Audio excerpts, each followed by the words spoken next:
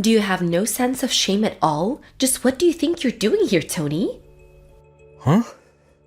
What's going on, Valerie? I have no idea why you'd suddenly send me such an aggressive text like that. It's my dad's visitation, right? And the funeral is tomorrow, so I'm not sure what exactly you think is shameless about a son going to his own father's visitation. Oh, sure. Now you're the loyal and devoted son, are you? Maybe you should have shown your father a little more respect when he was alive. You never came around to visit him, so what makes you think you have any right to pretend like you care about him now? Never is a bit strong, though I will admit that I haven't been able to get back home as much as I'd like. I presume you're also aware that I didn't have the best of relationships with my father. Oh yeah, I've heard all about the two of you. I thought so. My relatives were also well aware of the circumstance surrounding my relationship with my father, and for the record, I've met with my father plenty of times over the years. It just so happened that I mostly saw him at the homes of my relatives who live nearby. Despite the difficulties between us, it's not as if we had cut each other out of our respective lives. And since the visitation and the funeral are, in some sense, a sort of family reunion, I'd say there's no problem at all with me coming here today. Ugh, you're unbelievable. Like seriously? This is super gross. What are you doing? I'm sorry, Valerie, but you're going to have to be a bit more specific. What exactly am I doing that's so gross? Don't think I don't know. It's clear to everyone around you exactly why you're here right now. And that would be? Let me put this in the most delicate way I can. A broke high school dropout like you has no right to come to your father's funeral. Do I make myself clear? Actually, no. I don't really see why being broke or a high school dropout would preclude me from coming to my father's funeral. Care to elaborate? Do I have to spell it out for you? You're broke. You're a high school dropout. You're just here for money. Money? Yes, that's the only reason you bothered to come to the funeral. You're still not making any sense. I know that you're desperate to get your share of your dad's inheritance, but guess what? You're not getting any. So get out. There's nothing for you here. Inheritance? Did you by any chance find my dad's will? What will? Yeah, my point exactly. My brother and family told me that my dad passed away quite suddenly and hadn't had the opportunity to put together a will. As such, his inheritance will be split up according to the laws of our state. In other words, how my dad's estate is divided up between his heirs isn't something that I have any power at all to affect. It'll all be carried out automatically by the city government. If you're trying to confuse me with all that legal jargon, it's not going to work. All of that was layman's terms. I'm not sure which part you think was jargon. That's so like a high school dropout. They always use big words they don't understand to sound smarter than they are. Anyway, I'm planning to be in town until my dad's funeral is over. Oh yeah? I might just have to have a little chat with your brother about this then. By all means, go ahead. I've already talked to him and he said I was welcome to come. Conversely, if I were to be absent from the funeral after coming to the visitation tonight, I think that might disturb several of my relatives who are expecting me to come. Whatever. Fine, but you need to get out of town immediately, after the funeral is over tomorrow, got it?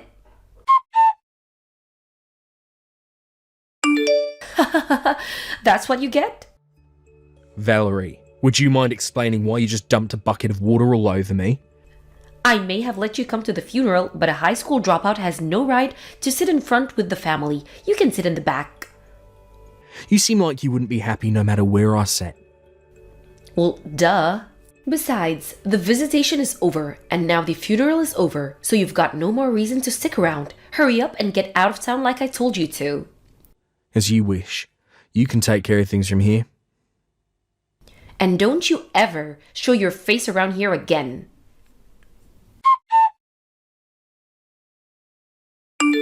Tony, I'm so sorry. Hey, Ellen. Thanks for taking care of the funeral today. It was lovely. Where are you right now? In a hotel across the street from the airport. I was planning to stay the night here, so I already had a reservation. My My flight isn't until the morning, so I'm just kind of killing time until then. But what's up? Why are you apologising to me all of a sudden? When I heard what happened, I had to apologise. During the funeral service, I looked around and noticed you weren't in your seat anymore. My wife told me that you'd gotten sick and went to the emergency room, and I completely believed her at first. But then at lunch, I was talking to some of our family about you, and they said that Valerie had dumped a bucket of water on you and kicked you out of the church. I'm so sorry it took me so long to realise what had happened. Nah, don't worry about it, Alan. You've got nothing to apologise for. You had more than enough on your plate already with handling all the funeral arrangements. Be that as it may, I still need to take responsibility for what my wife did to you. Again, Tony, I'm so sorry for what happened. Oh, thanks for that, Alan. Like I said, I don't hold you responsible at all, but it's big of you to come and apologise to me like this. Although I have to say, there's something Valerie said that has me concerned. What did she say? She told me she thought the only reason I came to the funeral was to get my hands on Dad's inheritance. What? I'd bet that's a big part of the reason why she dumped water on me and kicked me out of the church. What the? How did she get that idea in her head? You're not even Dad's legal heir. Yeah, I was just as confused as you are. I don't know. I guess it would make sense that she didn't know all the details since she only married into the family. But no matter what I said, she refused to listen. She was so upset and excited about the whole thing that I was never able to give her a proper explanation. I see. But in any case, as long as Valerie is angry at me, it seems like my presence there would only cause more trouble than I've already caused. I know it's only been a short time since Dad died, and I hate to force this on you in such a difficult time, but is it alright if I leave everything from here on out to you? Yeah, it's no trouble at all. Leave everything to me. I'm sorry about everything that happened, really, I am. I'll contact you again once things settle down over here. Gotcha. Thanks again, Alan. Talk to you later. I don't believe you, Tony. What are you doing back in town? I told you to stay away. Not that it's any of your concern, but I was visiting some old friends of mine. Liar! You're still after your dad's inheritance, aren't you? I suppose this has something to do with the fact that there's a meeting with the city about Dad's inheritance today. Obviously. Well, I know you have all sorts of things you'd like to say to me right now, but let me save both of us a lot of time. I'm meeting with my friends, and then immediately heading back home. What? Valerie, I was trying to tell you back at my dad's funeral, but you're under a huge misunderstanding. Regardless of what you may think, I'm not actually one of my dad's legal heirs. Wait, you're not? I think you're aware that while I call Alan my brother, we're technically just stepbrothers, right? Yeah, I knew that. Right. So Alan is our dad's son, and I'm our mum's son. So when our parents married, both of us were already adults and had our own established lives. So since there was no need for financial support, I was never legally adopted by my dad. What this means legally, in the same way my brother wasn't entitled to any of my mum's estate when she passed away a few years ago, I'm not entitled to any of my father's estate right now. We were both fully aware of that from the very beginning. And since I have no rights to receive any of my dad's estate, there's no point in me attending the meeting with the city today. You're not fooling me. You're probably gonna camp out in front of City Hall to beg for money from your brother once the meeting is over. Why would I do a thing like that? I'm not really hurting financially or anything. Liar! I started up a company with a friend of mine 3 years ago, and I'm currently serving as vice president of that company. Vice president? I'm not one to toot my own horn, but our company's doing pretty well. I think it's fair to say that I'm in a pretty high income bracket for people my age. Whoa! That's... really? But how? You dropped out of high school. The only reason you would do that is if you were super dumb. How did someone like you become the vice president of a successful company? I'd say that's a pretty ignorant view of high school dropouts. Excuse me? Sorry, I just got to my friend's house, so I'll be taking my leave here if you don't mind.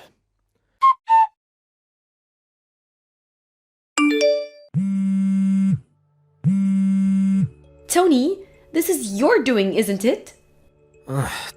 What's the matter, Valerie? Where are you right now? In the airport, about to board my plane. Why? Get back here right now. Hate to disappoint you, but I'm afraid I can't do that. I've got work tomorrow morning. If I miss this flight, I won't be able to get to the office on time.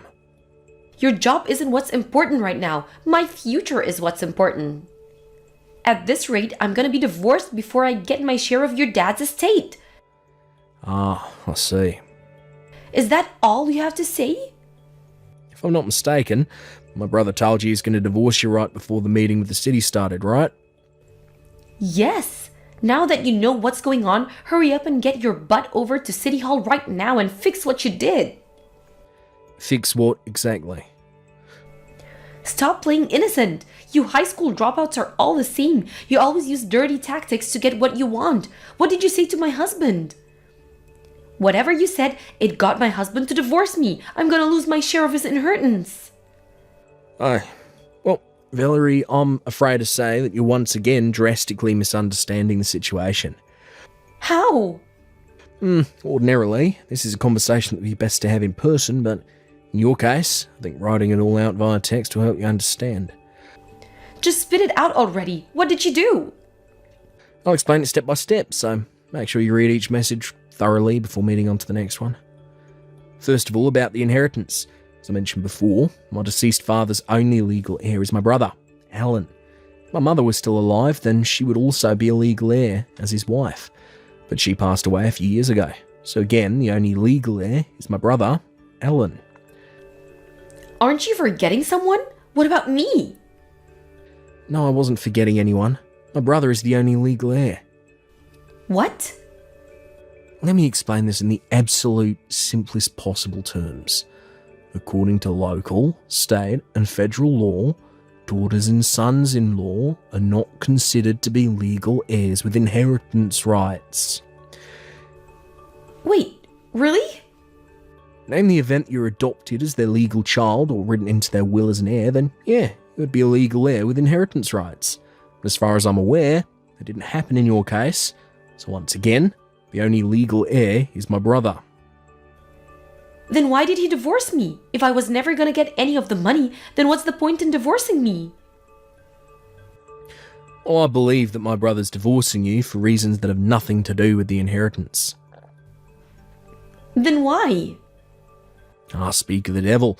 Looks like Alan is trying to call me right now. Alan? Really? I'm sorry, but if you'll excuse me, I'm going to take this call. I'll message you when I'm finished. Sorry to keep you waiting, Val. According to my brother, as soon as he told you he was divorcing her, you ran away and locked yourself in your room before he had a chance to give you an explanation as to why. I suppose the reason you text me right now is most likely because you're convinced, for whatever reason, that I'm the one responsible. Correct? You are responsible. I know it was you. You're just mad at me because you found out you wouldn't get any of your dad's inheritance. Valerie, please. I wish you'd stop making such brash allegations against me. I already received my mother's inheritance several years ago when she passed away, and my brother is the only person with inheritance rights to our father's estate. Both of us have been well aware of this for quite some time now. What inheritance? Your mother was so poor you had to drop out of high school to get a job and support her. What inheritance could she have possibly left you? Well, you're correct about one thing. We definitely had financial difficulties in my childhood years. I knew it. However, it was only for my childhood years. After I graduated high school, my mother took an enormous risk and opened her own interior decoration store. Really? It was quite successful, and she left me a sizable inheritance when she passed. Actually, that store's now being run by my wife. My mother had been training her up in preparation to take over when she retired. Oh. So, as you should now be able to tell, I'm not quite in as hard of financial straits as you are at this point in time. Hey, what's that supposed to mean? You're making it sound like I'm the one who's dirt poor. I wouldn't make a claim like that without any justification. As I understand it, you have outstanding debts totaling $30,000. How did you? Then there's the matter of your infidelity. My what? Sorry, allow me to rephrase. My brother is divorcing her because of your affair. Oh, He only gave me a basic overview, so I'm a bit short on the specific details, but from what he said, he seems like he did his homework. You should operate on the assumption that he knows basically everything. no way. I worked so hard to hide it from him. It would seem that you left behind a trail of breadcrumbs which Ellen picked up on. Now then, if you'll excuse me, Wait, I just heard the call to start boarding my plane, so I'll take my leave here. but how did... I never thought I'd actually get caught. Valerie resisted the divorce at first, but she suddenly became much more cooperative right after my brother officially received her father's assets. Come to find out, Valerie was under the false impression that she would be able to receive a share of the inheritance during the divorce proceedings. Her lawyer was burdened with breaking the news to her, but no, assets a spouse receives through inheritance are not subject to property division in the event of a divorce. This came as a terrible shock to Valerie, who had been intending to use that money to finally pay off her debts, as well as soften the blow of my brother's lawsuit against her for infidelity. Faced with this reality, Valerie stormed over to my brother's house and said that she was taking back her consent to the divorce, but it was already too late. The divorce had already been finalised. Not to mention my brother wasn't even at the house because he had already sold it and moved. After being abandoned by her husband, she tried to run back to the man she was cheating with, but he turned her away. She then went to her parents, who also turned her away. She's now living in a rundown subsidised apartment, working multiple part-time jobs and gradually chipping away at her multiple sources of debt while barely managing to scrape by. Thank you for watching. Please subscribe and hit the like button. See you next time.